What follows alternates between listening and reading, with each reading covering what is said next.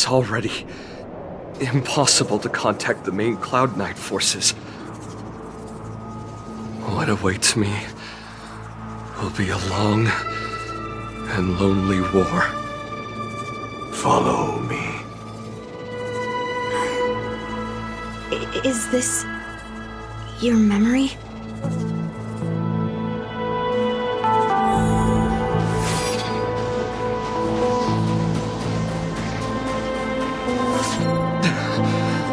It's so cold here. I didn't feel it when I was in the thick of battle, but now it's freezing me to the bone.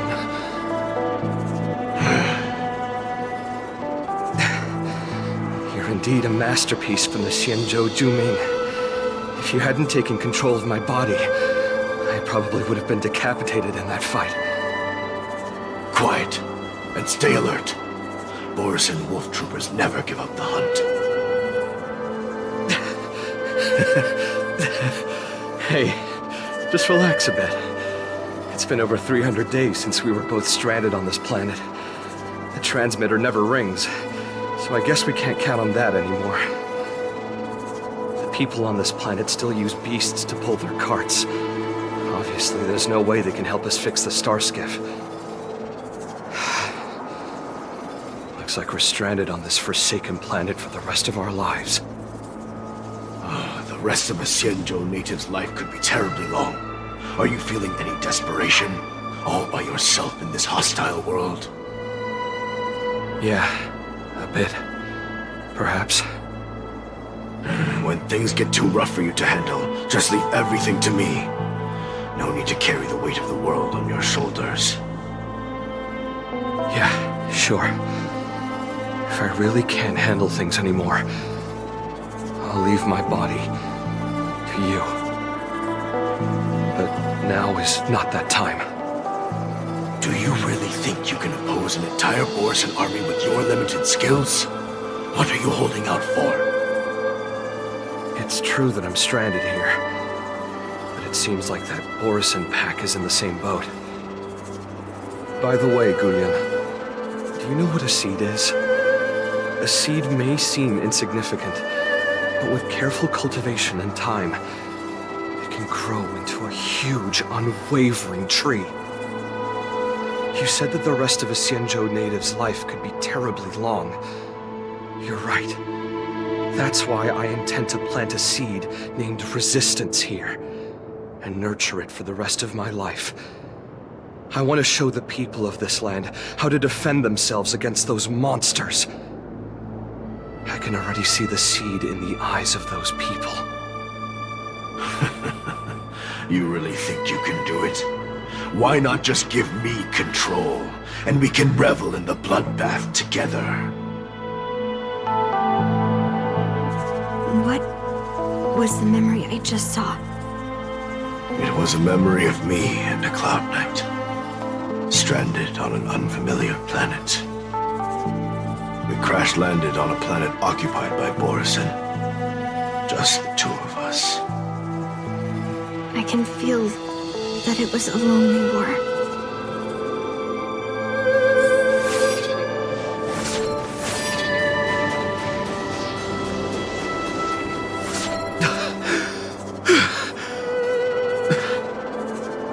I'm alive. And all the young people in the village. They died. They died for you. They died because of your big promises. Promising them a life free from the Borisan. I tasted their despair before death. They didn't see it coming. And neither will you. We can't stay here. Let's move on to the next village. Why? What's the point? You and your sorry excuse for an army have been fighting for over 3 decades, and you haven't won a single battle. What you're sowing is not resistance, but despair. This world is hopeless. It's completely infested with packs of Borisan. You've seen their numbers, and you know their methods. And those commoners you've put your hopes in, They just kneeled down and worshipped the monsters, devouring their children and families, calling them their Beastmasters. You beheaded one of the Beastmasters for their sake, but they turned on you because they were scared of the Borisin taking revenge. You remember all that, right? I do. I remember my first death. The Borisin cut off my head. But I also remember that if it weren't for a brave youngster who risked his neck to reattach my head and give me a proper burial, I would have disappeared completely. I remember everything the people did for me. They left food at the entrance of my cave, fixed my fur coat, and some even joined my resistance. The rest of the Xianzhou native's life is still terribly long. There will be new youngsters who will stand beside me in battle. Time is on our side.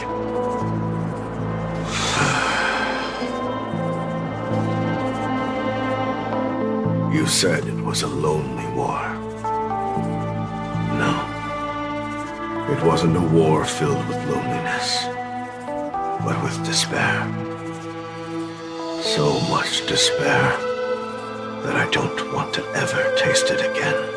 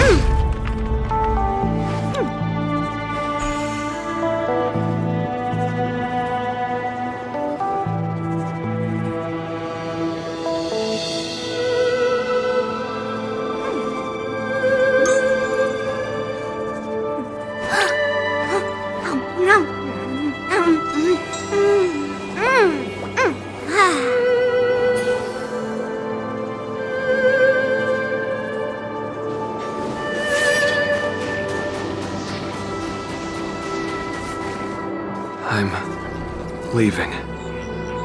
Where are you going, Your Highness? I'm returning to my homeland. A distant place beyond the sky. I'm not coming back. But what should we do with you gone? What if those wolf demons show up again? They won't, my child. You've wiped out the last of them. But before I go, I need you to do one thing for me. Even though the wolf demons are gone, new monsters will appear in this world. Soon, a demon will appear, donning golden branches and knowing only bloodshed. However, fear not, my children. I'm entrusting you with this sword that's been with me in countless battles. Use the skills I've taught you over the years, and you'll surely defeat that last demon. But that's not all. I need you to construct a stone monument for me. It must be large and sturdy enough to seal the remains of that demon forever. This is a debt you owe me, and you must fulfill it. Do you understand? You lied to them. And you lied to me, too. Oh? You promised that you'd give your body to me when you couldn't handle things anymore. Well, this Xianzhou native's life has finally come to an end, my old friend. How about one last chance for revenge? Come and bid me farewell for the final time. He had long since come to some understanding. I could sense a mix of intricate emotions flowing out. It wasn't bloodlust, or anger, or fear. What he had left for you was hope. They've learned how to fight monsters. But there's still one last monster lingering in the world. Kill it, my old friend. He left me there without ever looking back.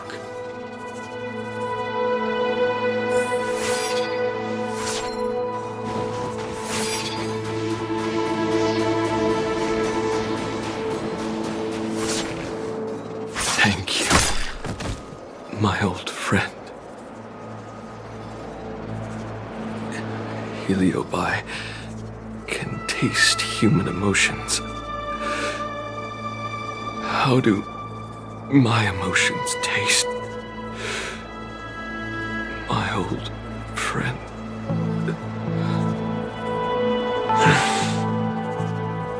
A hint of bitter compassion and a touch of scalding courage. Your heart's deepest desire is to end war once and for all. Now, the war is finally over. Can you hear? Even though you can't hear me anymore, my old friend, I'll do everything I can to bring an end to all conflicts in this world. So, this is the past of the Kalevalan people's Sword of Heroes? You helped the people of that world bring an end to war? No, I did not. I am a weapon, and I only became the cause of more conflicts. Countless monarchs of Kalevala saw me as a symbol of kingship endowed by nature, and they waged wars in order to possess me. I grew tired of their wicked intentions. I didn't want to kill for anyone anymore. So I returned to the stone monument where my master was buried. And since then, no one was able to remove me from it. But you allowed Argenti to take you away? Because even after all this time, I still wanted my master to come home.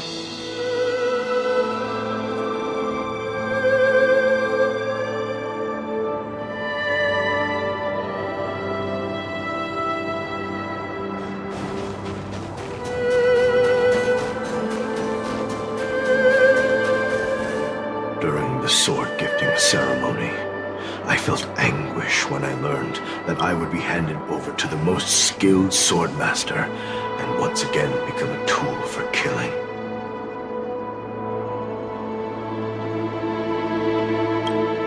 My master had engraved his deepest desire into my blade.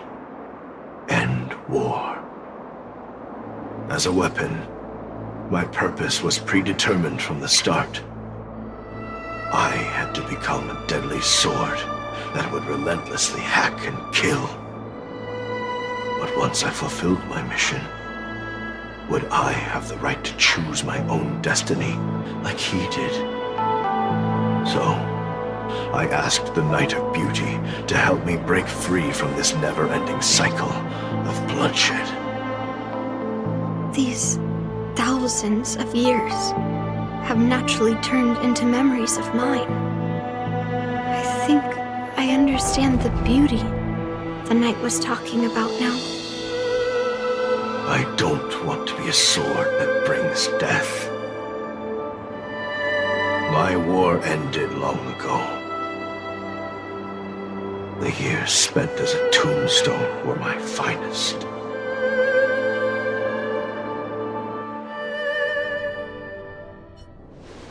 I've told you everything about my experience with Master Guyun on Kalevala. And now, I'm sure that Miss Yunli is as moved by the sword's flawless beauty as I was back then. Even though I had heard the legends of this sword from the delegation, delving into its memories was still fascinating.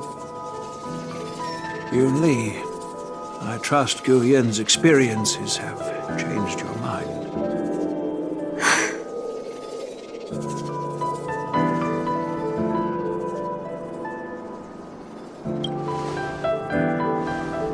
That's why Grandpa hid it from me. So I wouldn't make a hasty decision. I always thought a cursed sword infused with a heliobus would only bring rage and slaughter. I never thought someone could leave behind the desire to end war, and even change the nature of the cursed sword. My position was too extreme. Guyun is truly a sword of heroes. I apologize to all of you for my behavior. I'm sorry.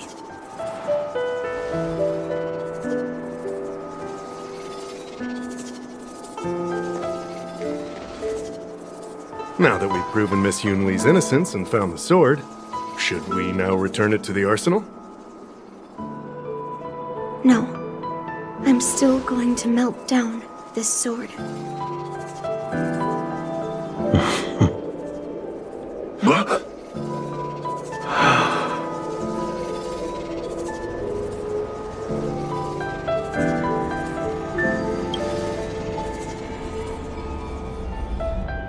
I've heard your true desires, Guyun. I can sense that you're tired of being a sword.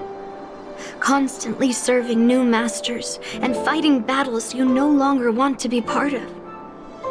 Right? But being a sword is my destiny. I'm doomed to serve some master and fight battles endlessly. Can the wind choose to stop blowing? Can a cloud choose to stop drifting? No. It's the same for me. A creation with a predetermined destiny. That's not true, Guyun. That nameless swordmaster shaped his own destiny. So you can too. I just can't picture my destiny being anything other than that of a sword. Do you remember when you stood alone in front of the swordmaster's stone monument? People admired you because you carried the memories of the hero. You were no longer a sword. You were a memorial. Later, as I became worn and weathered, the gentle wind would pass through the hollows of my body, creating melodic tones that echoed in the distant mountains. I became a musical instrument then. I miss those times. Can a creation become what it wants to be? The answer is yes. I'll grant your wish, Guyun, and transform you into something different. Something different? But this is the price for the war dance. If the Kalevalan delegation finds out... Please, say something, General Huayan. Well, my granddaughter has always been stubborn. Are you really sure about this, Yunli? What do you all think? Fulfilling Master Guyun's wishes is the reason I came to the Xianzhou. With the Drilla's blessing, you could turn Master Guyun into a plow. But as long as it fulfills his wish to end war, I support it fully. Then, I'll leave it to you, Yunli.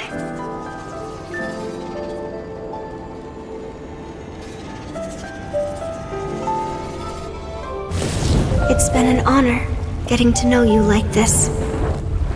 The honor is mine. Thank you, Yunli.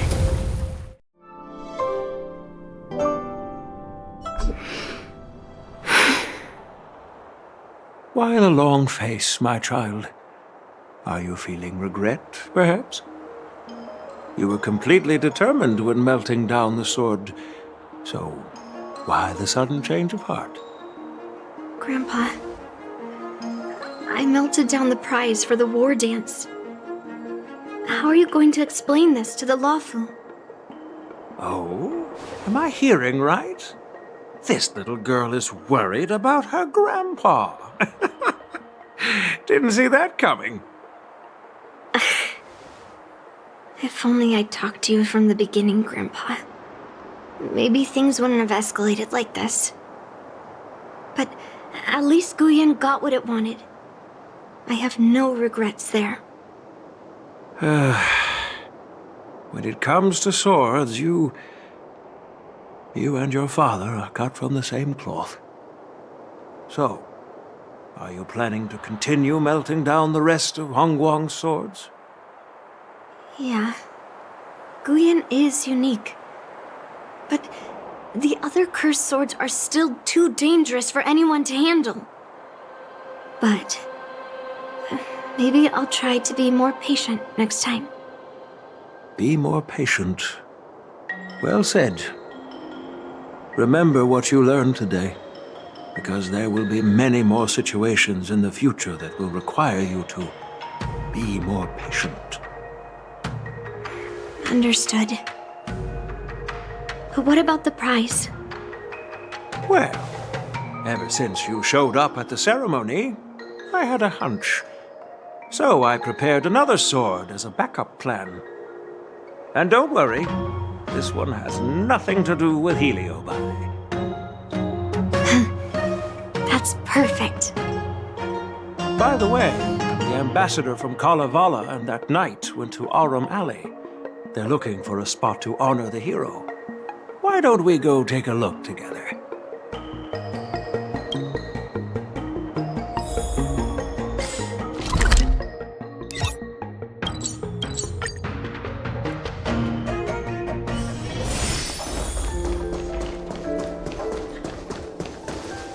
Oh, General Huoyan.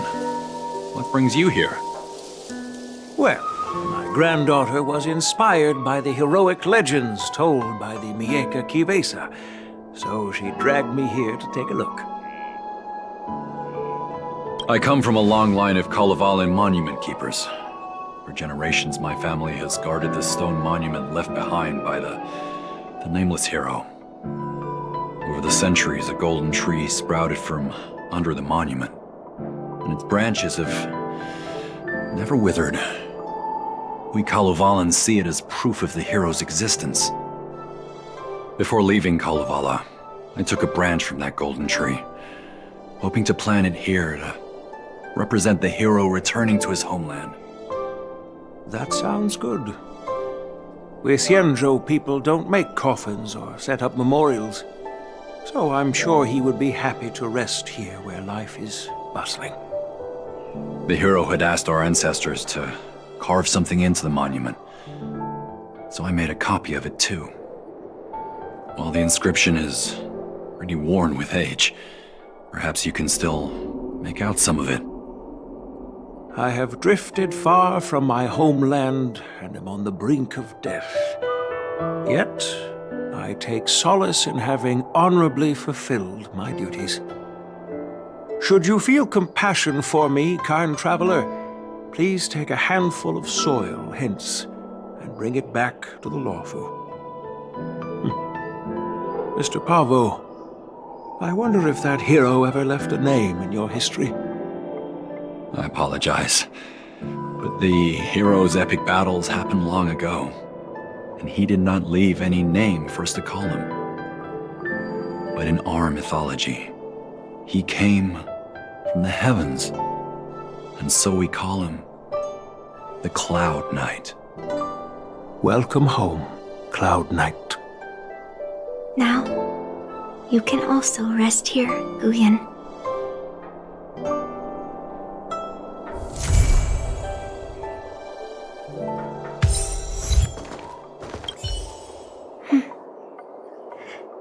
I'm feeling a bit emotional. I'd like to stay here for a while. Thank you for your guidance. I'm truly grateful. By any chance, would you be interested in taking sword lessons with me? Like March?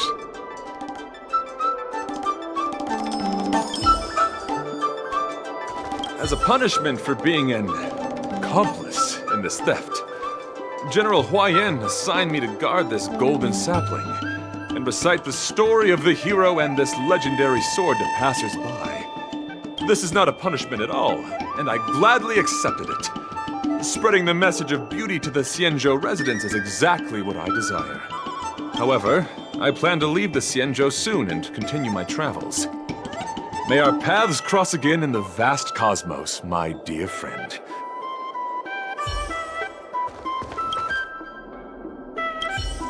Now that my mission is accomplished, the delegation will be leaving the Xianzhou Luofu soon. But of course, the experiences here will become an epilogue to the hero stories. This golden sapling will become a part of the everyday scenery of the Xianzhou. I believe it's what he would have wanted.